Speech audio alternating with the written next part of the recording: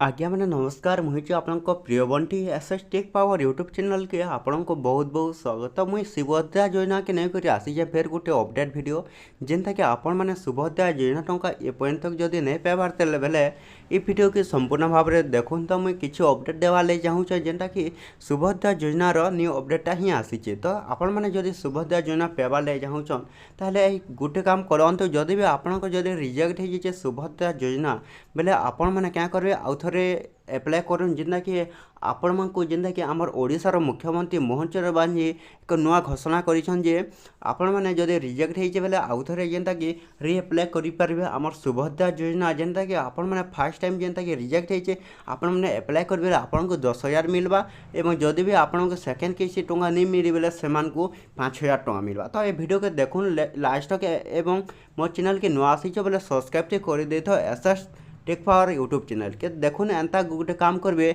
जेनता जदि भी आपण मैंने 21 वर्ष ऊर्ध्व महिला मैंने अच्छा ताहले जल्दी जल्दी एप्लाय करंतु जहाँफल आपण पाखे आउ टाइम नहीं न सुभद्रा योजनार इटा ही लास्ट टाइम आसी जेनता भी आउ जेनता कि आउ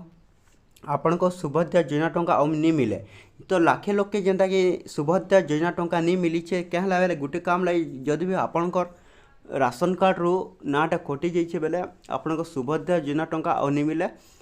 आउ जेनता कि आमर सुभद्रा योजनार न्यू अपडेट इटा ही आसी जदि आपणकर आधार लिंक नहीं है बेले आपण मानकर जल्दी जल्दी आधार लिंक करनी। तो एते वीडियो थिला जदि भल लागला बेले आम channel SS tech power YouTube channel के सब्सक्राइब कर दियो।